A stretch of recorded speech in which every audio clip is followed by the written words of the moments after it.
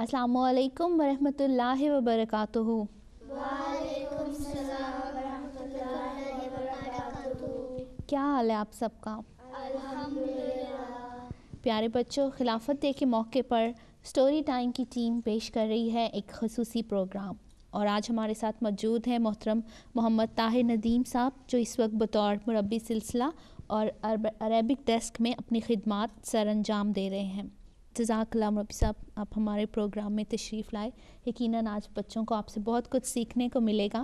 खिलाफत के बारे में मैं आपको थोड़ा सा तारुफ़ करवाती चलूँ कि कुरान मजीद की तालीम और रिसालत यानी रसूलों की तारीख़ से हमें पता चलता है कि जब अल्लाह ताला किसी को नबी बनाकर भेजता है या रसूल बनाकर भेजता है, तो इसका ये मतलब नहीं होता कि एक इंसान आएगा थोड़े से अरसे के लिए और आकर चला जाएगा, बल्कि हर नबी और रसूल एक मकसद लेकर आता है।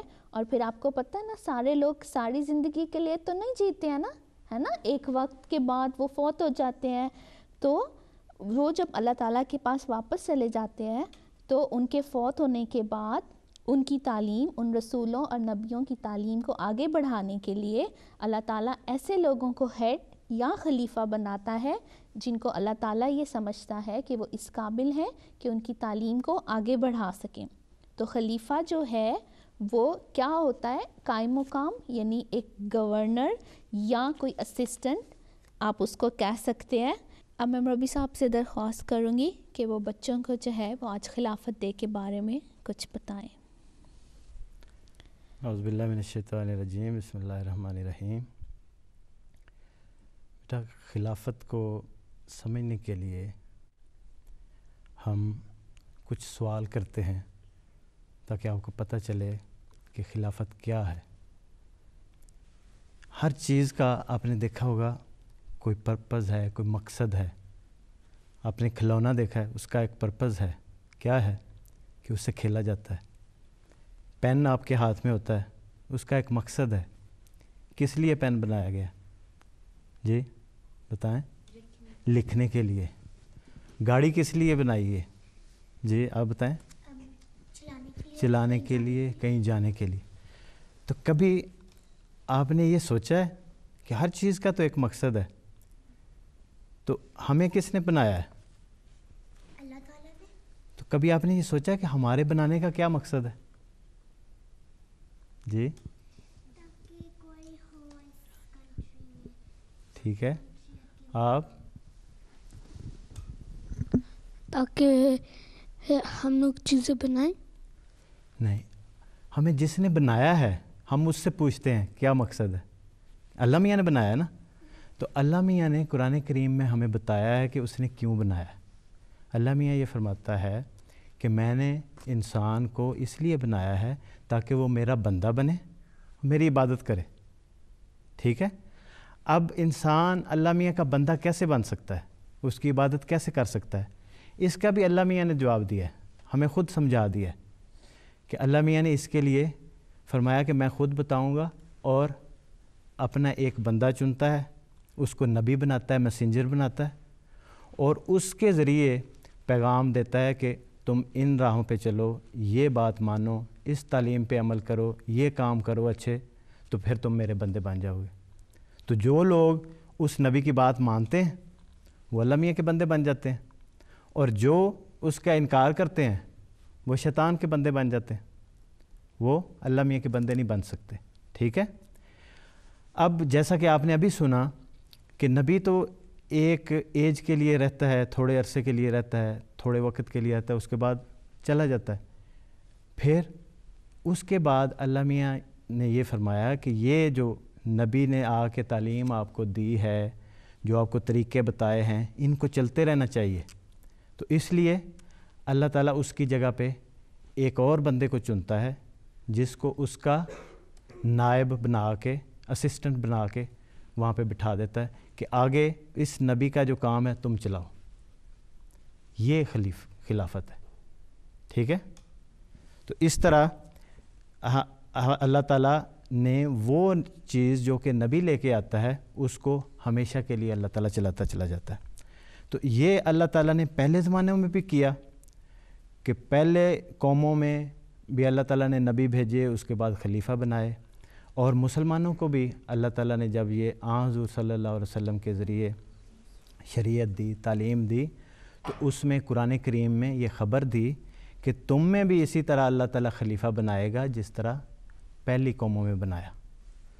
تو اس کے بعد اللہ تعالیٰ نے وعدہ وہ پورا کیا، اور اس کے مطابق حضور صلی اللہ علیہ وسلم جب فوت ہوئے تو حضرت ابوبکر صدیق رضی اللہ عنہ کو خلیفہ بنایا، اور حضرت ابوبکر صدیق کے بعد حضرت عمر، اور پھر حضرت عثمان، اور پھر حضرت علی کو خلیفہ بنایا، اور پھر مسلمانوں سے خلافت چلی گئی۔ اور حضور صلی اللہ علیہ وسلم نے یہ خبر دی تھی کہ اس کے بعد 1000 سال تک جو ہے وہ خلافت کے بغیر مسلمان رہیں گے، اور پھر اس کے بعد اللہ تعالیٰ حضور صلی اللہ علیہ وسلم کی پیروی کرنے والے، آپ کی تعلیم پر چلنے والے ایک شخص کو دوبارہ نبی بنائے گا، نبی بنا کے بھیجے گا، جو حضور صلی اللہ علیہ وسلم کا ایک سچا خادم ہوگا، آپ کی پیروی کرنے والا ہوگا، اور پھر خلافت کا نظام شروع کرے گا۔ اور اللہ تعالیٰ نے ویسا ہی کیا، اور آج ہم دیکھ رہے ہیں، آج ہم حضرت مسیح موعود علیہ السلام تشریف لائے، اور ان کے 5ویں خلیفہ کے زمانے میں، ٹھیک ہے۔ اب ہم دیکھتے ہیں اور سمجھنے کی کوشش کرتے ہیں کہ خلافت کیا ہے۔ اس کو سمجھانے کے لیے میں آپ کو ایک مثال دیتا ہوں۔ آپ نے دیکھا ہوگا کہ یہاں پہ ایک مین سوئچ بورڈ لگا ہوا ہے بجلی کا، اس سے پیچھے ایک کھمبے سے تار آتی ہے جو اس میں آتی ہے، اور اس سوئچ بورڈ میں آپ اس بلب کی تار لگاتے ہیں تو یہ روشن ہو جاتا ہے، ٹیوب کی تار لگاتے ہیں تو وہ روشن ہوتا ہے، آپ کمپیوٹر کی تار لگاتے ہیں تو وہ چلنے لگتا ہے، آپ ٹی وی کی تار لگاتے ہیں تو وہ چلنے لگتے ہیں۔ یہ مثال ہے کہ نبی جو آتا ہے، میسنجر جو اللہ میاں کا ہے، وہ اسی طرح خدا تعالیٰ سے اس کے نور کی، روحانیت کی وہ تار لے کے آتا ہے۔ جو اس کے ساتھ جڑتا ہے وہ اس نور سے، اس روحانیت سے، اس اعلیٰ تعلیم سے وہ حصہ لینا شروع کر دیتا ہے، اپنی اپنی کیپیسٹی کے مطابق وہ روشن ہونا شروع کر دیتا ہے، ٹھیک ہے۔ تو یہ ایگزیکٹ مثال نہیں، لیکن آپ کو سمجھانے کے لیے۔ اسی طرح ایک اور مثال آپ کو دیتا ہوں کہ نبی جب آتا ہے تو وہ آپ کو ایک تعلیم دیتا ہے، خدا تعالیٰ نے یہ حکم دیا ہے، ایک چھوٹی سی جماعت بن جاتی ہے، اور پھر وہ تعلیم پر عمل کرنی شروع ہو جاتی ہے۔ نبی کئی پروجیکٹ شروع کرتا ہے روحانی، تو وہ آہستہ آہستہ سٹارٹ ہونے شروع ہو جاتے ہیں۔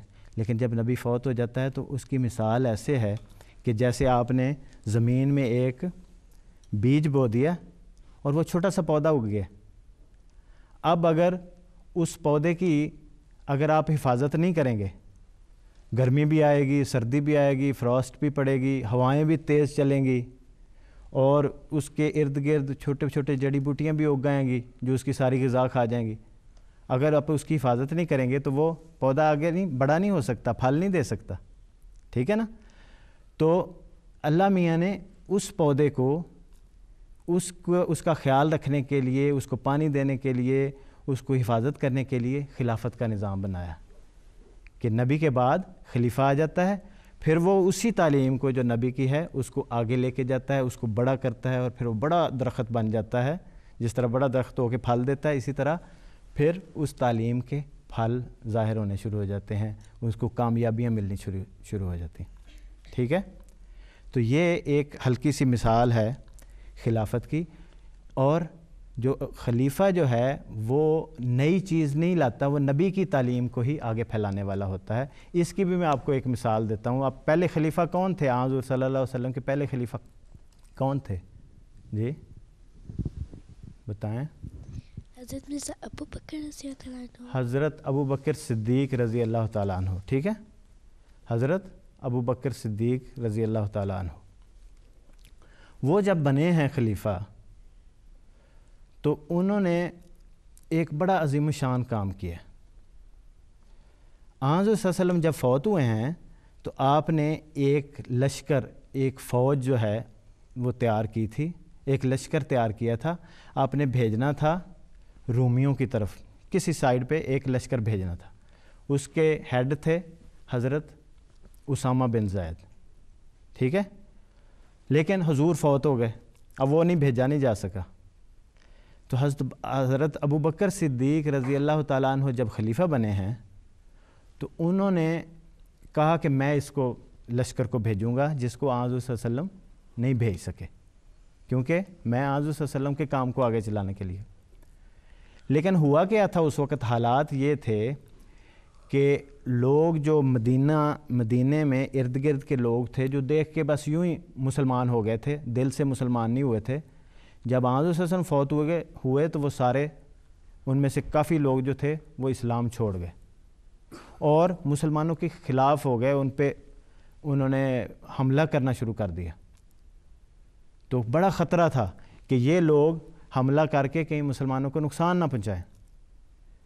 اب اگر وہ لشکر بھیجا جاتا ہے تو اس کا مطلب یہ ہے کہ اس میں بڑے بڑے صحابہ سارے اس میں چلے جائیں گے باہر، اور مدینے میں پیچھے کون بچے گا؟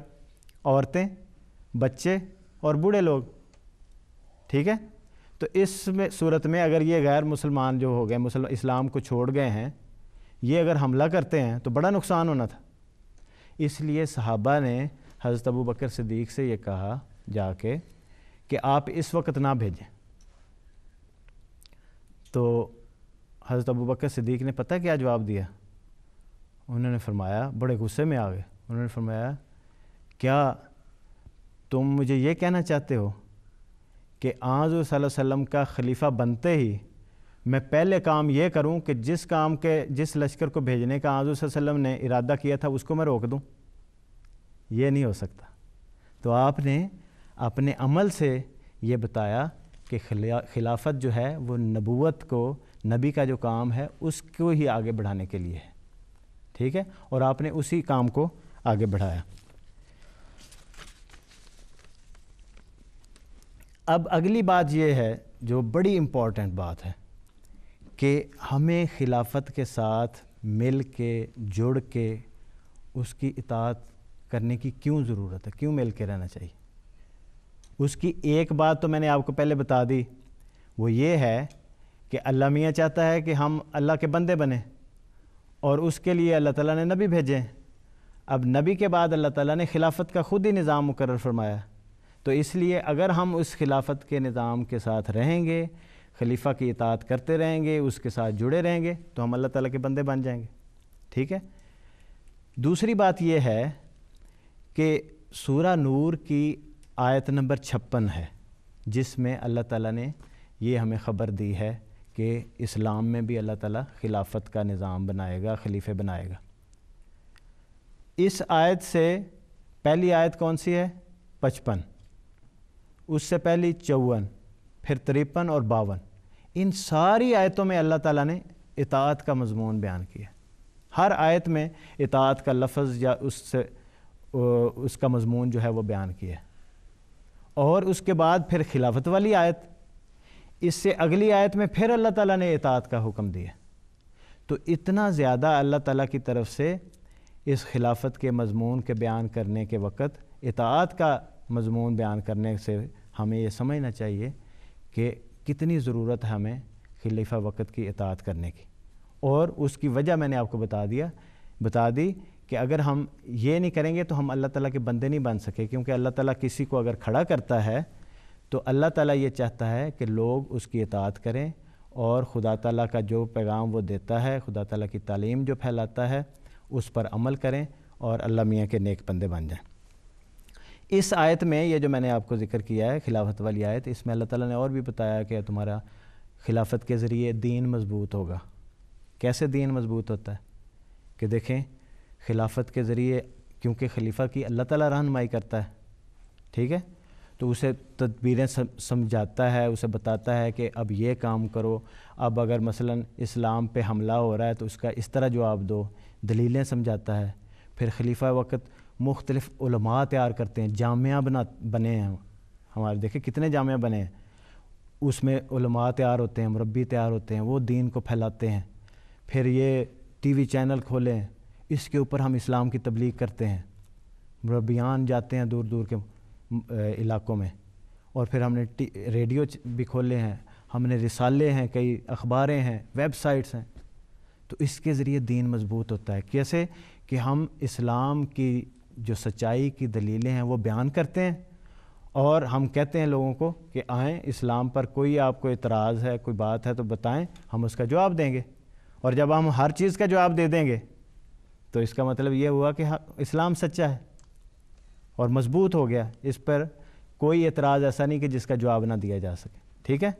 پھر ایک اور بات اللہ تعالیٰ نے اس میں بتائی ہے، وہ یہ ہے کہ عبادت کا قیام بھی خلافت کی وجہ سے ہوتا ہے۔ کیسے؟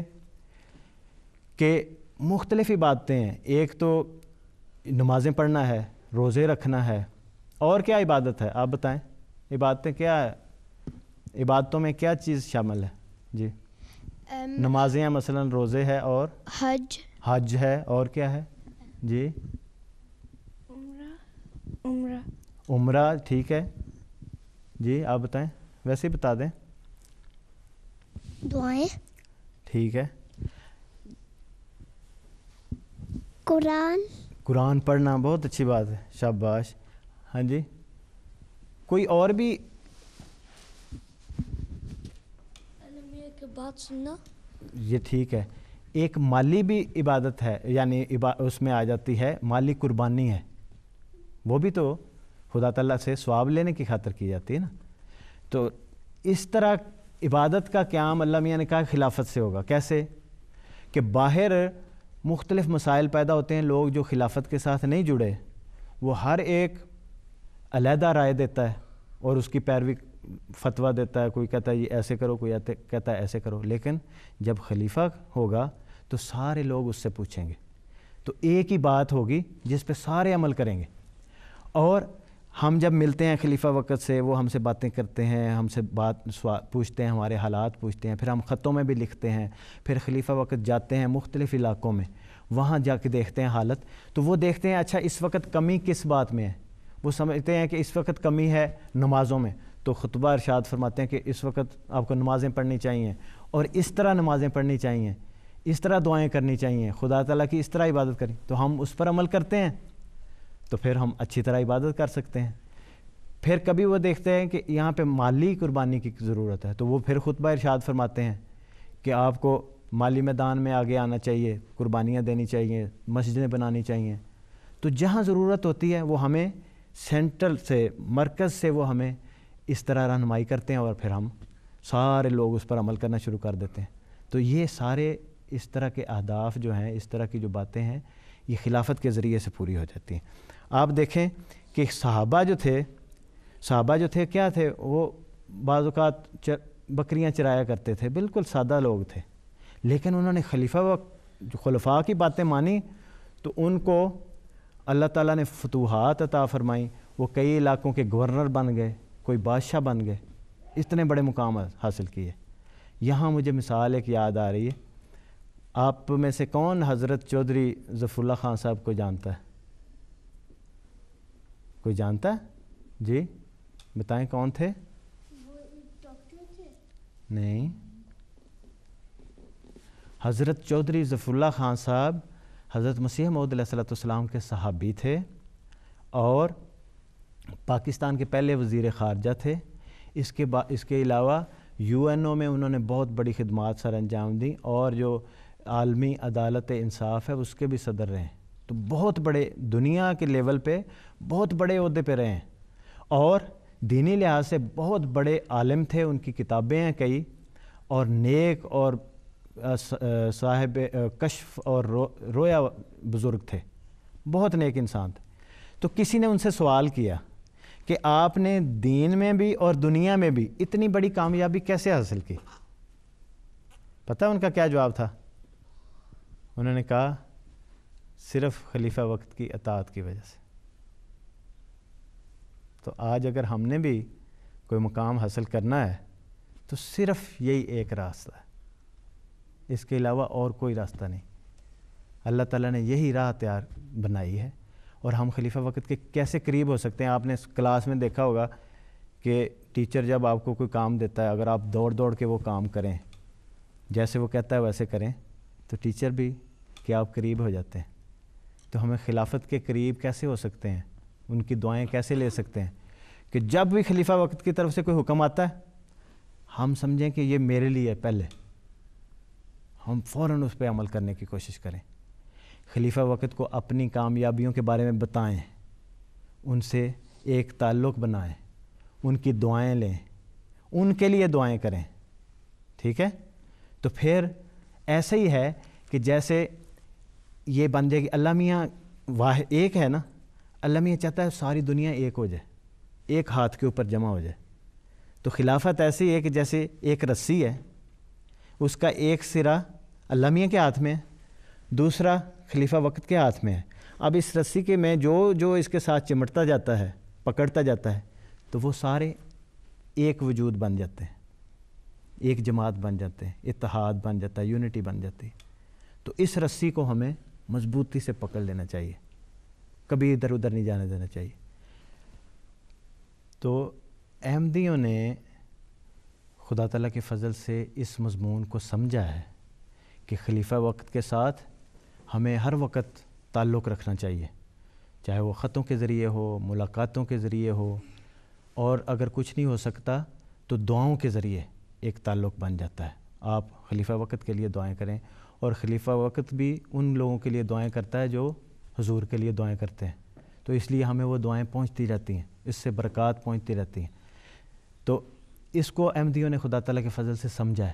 آپ نے دیکھا کہ جب خلافت قادیان میں تھی تو لوگوں نے اپنے گھر چھوڑ کے مختلف علاقوں سے تو قادیان میں آ کے گھر بنا لیے تاکہ ہم خلیفہ وقت کے قریب رہیں. اسی طرح پھر جب ربوہ میں تھی تو لوگ اپنے اپنے علاقوں سے ربوہ آ کے شفٹ ہو گئے، وہاں گھر بنا لیے. اب لندن میں حضور تشریف لائے ہیں تو آپ نے دیکھا ہوگا کہ جرمنی سے، ادھر ادھر سے، پاکستان سے لوگ یہاں پہ آ کے رہنا پسند کرتے ہیں تاکہ خلیفہ وقت کے قریب رہیں اور برکتیں لیتے رہیں، ان کے ساتھ جو تعلق ہے وہ قائم رہے، خط لکھتے رہیں، ان سے ملاقاتیں ہوتی رہیں. تو اس سے ہی ساری برکتیں آپ کو ملیں گی. آپ کو بھی چاہیے، ہمیں بھی چاہیے کہ جب بھی کوئی معاملہ ہو، اپنی پڑھائی کے سلسلے میں مشورہ لینا ہو تو آپ حضور کی خدمت میں خط لکھیں. دعا کا جب آپ کے پیپر ہوں، دعا کے لیے خط لکھتے رہنا چاہیے. تو یہ ایک ایسی نعمت اللہ تعالیٰ نے ہمیں دی ہے کہ جب بھی حضور ہمیں کوئی مشورہ دیتے ہیں تو پھر بھی دعا کرتے ہیں کہ یا اللہ میں نے اس کو مشورہ دیا ہے، تو اس میں اللہ تعالیٰ برکتیں ڈالتا ہے، اور اس مشورے پر آپ عمل کرتے ہیں تو پھر اس میں اللہ تعالیٰ برکتیں ڈالتا ہے اور آپ کو کامیابیاں عطا کرتا ہے.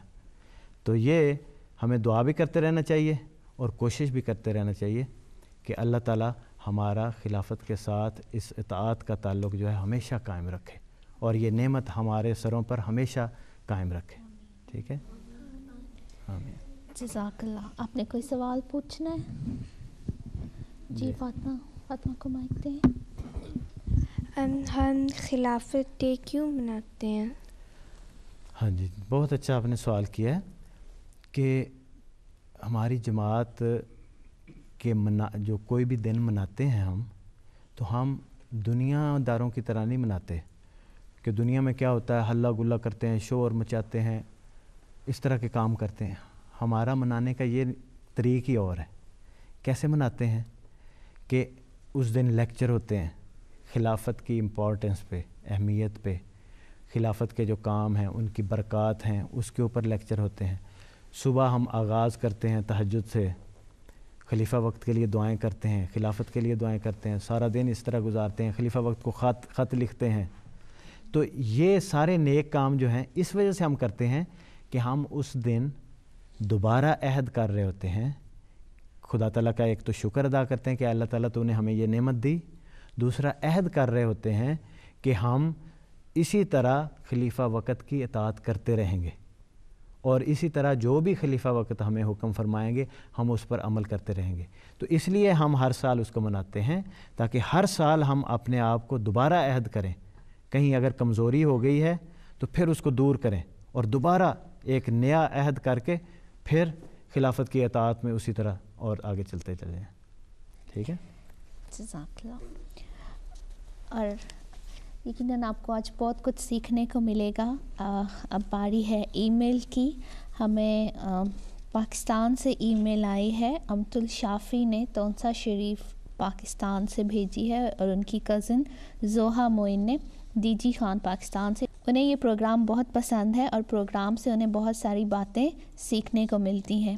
امت جو ہے وہ وقف 9 میں ہے اور اس نے سارے بچوں کو سلام بھیجا ہے. اس کے علاوہ ہمیں فیروزہ عبدل نے ای میل بھیجی ہے. انہوں نے لکھا نہیں کہ انہوں نے کہاں سے بھیجی ہے. فیروزہ، ہدا اور تیمور نے. اس کے علاوہ ہمیں ای میل آئی ہے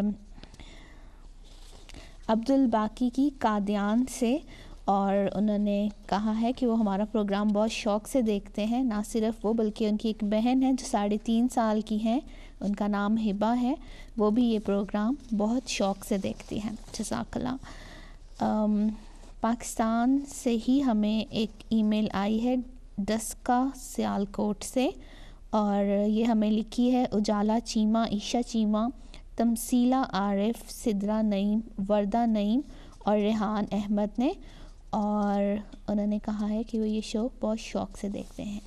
جزاک اللہ آپ سب کا. آپ لوگ ہمیں ای میل لکھتے ہیں، ہمیں اپنی رائے دیتے ہیں اور ہمیں بتاتے رہتے ہیں کہ آپ کو یہ پروگرام کیسا لگا. پروگرام ختم کرنے سے پہلے میں رب صاحب آپ کا بہت بہت شکریہ ادا کروں گی کہ آپ پروگرام میں آئے اور آج بچوں کو آپ سے بہت کچھ سیکھنے کو ملا، اور ہم امید کرتے ہیں کہ آئندہ بھی یہ سلسلہ جاری رہے گا. وہ سارے بچے جو ہمیں MTA پر دیکھ رہے ہیں وہ بھی ہمیں ای میل کر سکتے ہیں، ہمیں خط لکھ سکتے ہیں. ہمارا ای میل ایڈریس ہے storytime@mta.tv اور ہمارا پوسٹل ایڈریس ہے MTA international story time, 181 London road, modern سرے. پوسٹ کوڈ ہے SM4 5PT، لنڈن UK. اس کے علاوہ آپ YouTube کے اوپر بھی یہ پروگرام دیکھ سکتے ہیں. آپ ٹائپ کیجئے MTA آن-لائن 1 اسٹوری ٹائم. اپنا بہت خیال رکھیے گا. اگلے ہفتے ایک نئے پروگرام کے ساتھ، ایک نئی اسٹوری کے ساتھ حاضر ہوں گے. تب تک کے لیے السلام علیکم ورحمۃ اللہ وبرکاتہ. وعلیکم السلام ورحمۃ اللہ